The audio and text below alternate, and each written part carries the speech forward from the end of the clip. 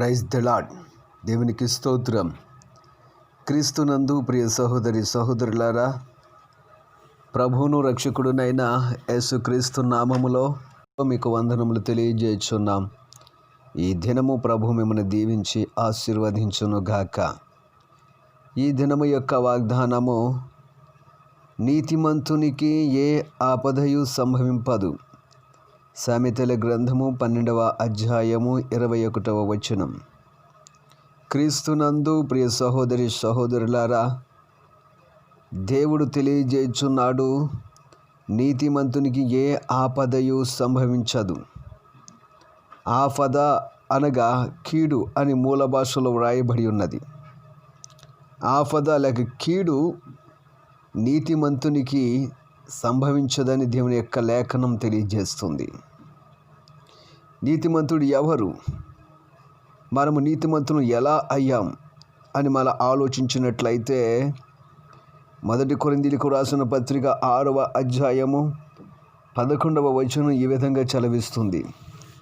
మీలో కొందరు అట్టివారయుంటురి, కానీ ప్రభువైన యేసుక్రీస్తు నామమునను మన దేవుని ఆత్మయందును మీరు కడుగబడి పరిశుద్ధపరచబడిన వారై నీతిమంతులుగా తీర్చబడిచిరి. 1 కొరింథీయులకు రాసిన పత్రిక 6వ అధ్యాయము 11వ వచనం. మనము నీతిమంతులం. ఏ విధంగా అంటే, ప్రభువైన యేసుక్రీస్తు నామమును మన దేవుని ఆత్మయందు మీరు కడగబడి పరిశుద్ధపరచబడిన వారై నీతిమంతులుగా తీర్చబడిచిరి. దేవుని ఆత్మయందు, యేసుక్రీస్తు నామమునను దేవుని ఆత్మయందును మనం కడగబడ్డాం, పరిశుద్ధపరచబడ్డామని, అంతేకాకుండా నీతిమంతులుగా తీర్చబడితిరి అని దేవుని యొక్క వాక్యము మనకు తెలియజేస్తుంది. 1 కొరింథీయులకు రాసిన పత్రిక 6వ అధ్యాయం 11వ వచనం. క్రీస్తునందు ప్రియమైనటువంటి దేవుని బిడ్డలారా, మనము నీతిమంతులం. ఒకప్పుడు అన్యాయస్తులం, దేవుని రాజ్యములకు వారసులు కానేరినటువంటి ప్రజలం. అలాంటి జాబితాలో ఉన్నటువంటి మనలను దేవుడు పిలిచాడు, రక్షించాడు. తన నామమున దేవుని ఆత్మయందు మనల్ని కడిగి పరిశుద్ధపరిచి మనలను నీతిమంతులుగా తీర్చాడని దేవుని యొక్క వాక్యం తెలియజేస్తుంది. ఎవరైతే యేసుక్రీస్తు నామములో కడగబడుతున్నారో వారందరూ కూడా నీతిమంతులు అని దేవుని యొక్క వాక్యం తెలియజేస్తుంది. దేవుని యొక్క వాక్యము మన నీతిమంతులుగా చేస్తుంది. దేవుని యొక్క రక్తము, కల్వరి శిలువలో ఆయన కాచిన ప్రతి గాయము మనను నీతిమంతులుగా తీర్చింది. మనము నీతిమంతులం. ఈ నీతిమంతునికి ఏ ఆపదయు సంభవించదు అని లేఖనం తెలియజేస్తుంది. అంతేకాకుండా కష్టకాలమందు వారు యెహోవాకు మొర్రపెట్టిరి, ఆయన వారి ఆపదలో నుండి వారిని విడిపించెను. 107వ కీర్తన 13వ వచనం. కష్టకాలమందు వారు యెహోవాకు మొర్రపెట్టారు, ఆయన వారి ఆపదలో నుండి వారిని విడిపించాడు. కష్టం, నష్టం కలిగినప్పుడు దేవునికి ప్రార్థన చేయి. కష్టకాలమందు వారి దేవునికి మొర్రపెట్టారు. ఇజ్రాయేలు ప్రజల కష్టము కలిగింది, వారి దేవునికి మొర్రపెట్టారు, దేవునికి ప్రార్థన చేశారు. ఆయన వారి ఆపదలో నుండి వారిని విడిపించాడు. ఆయా ఆపదలోంచి విడిపించడం ఏమిటి అని మనం ఆలోచించినట్లయితే, నీతిమంతునికి కలుగు ఆపదలు అనేకములు, వాటన్నిటిలో నుండి యెహోవా వారిని విడిపించును. కీర్తనల గ్రంథము 34:19. అయా నీతిమంతునికి ఏ ఆపదయు సంభవించదన్నారు. ఇక్కడ నీతిమంతునికి కలుగు ఆపదలు అనేకములు, వాటన్నిటిలో నుండి యెహోవాని విడిపిస్తాడంటున్నారు. కష్టకాలమందు వారు యెహోవాకు మొర్రపెట్టిరి, ఆయన వారి ఆపదలో నుండి వారిని విడిపించెను. దేవుని యొక్క వాక్యం ఈ విధంగా వ్రాయబడి ఉన్నది ఏంటని మీరు అడగవచ్చు. నీతిమంతునికి ఏ ఆపదయు సంభవించదు. ఆపద అనగా కీడు, ఏది సంభవించదని దేవుని యొక్క వాక్యం చెప్తుంది. కానీ నీతిమంతునికి కలుగు ఆపదలు అనేకములు, వాటన్నిటిలో నుండి యెహోవా వారిని విడిపించు. ఆపద రాదు అని దేవుని యొక్క వాక్యం చెప్పటంలా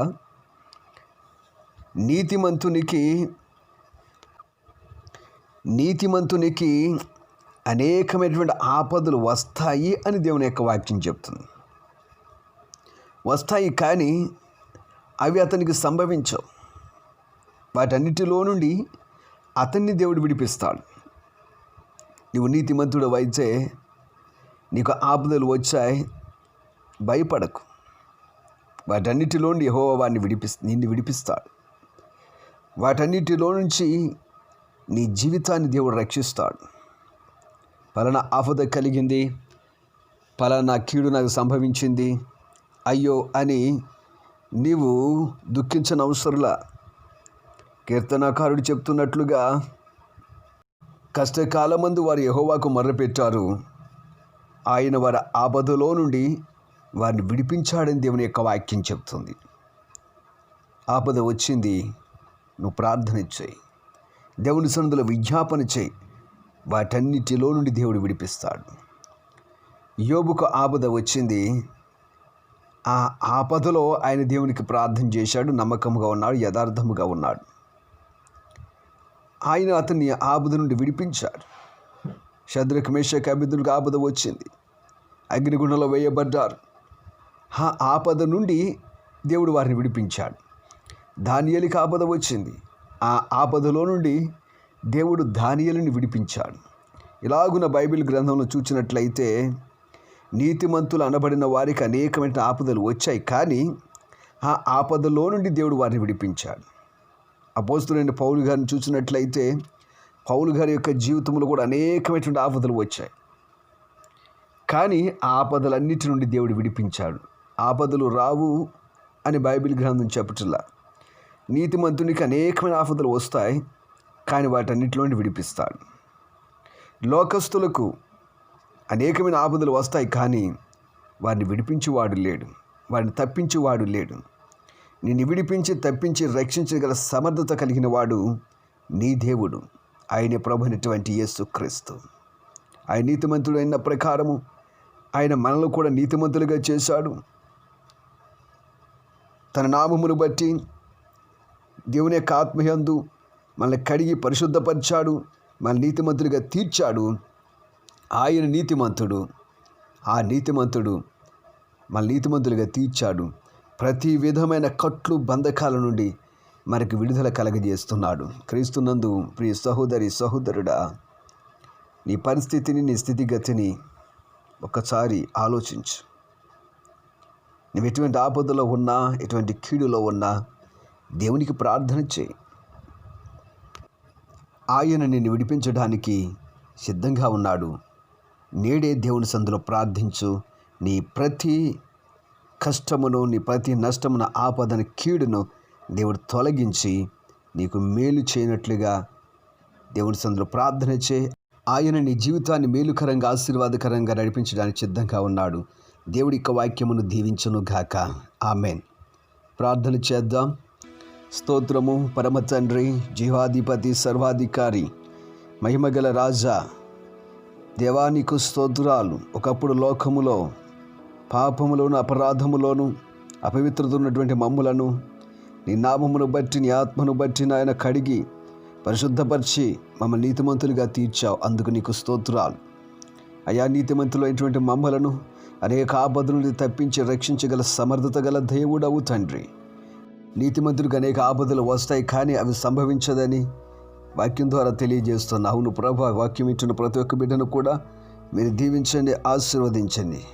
వారి ఆపద నుంచి విడిపించి వారిని నడిపించి బలపరచండి, అడ్డములు తొలగించండి.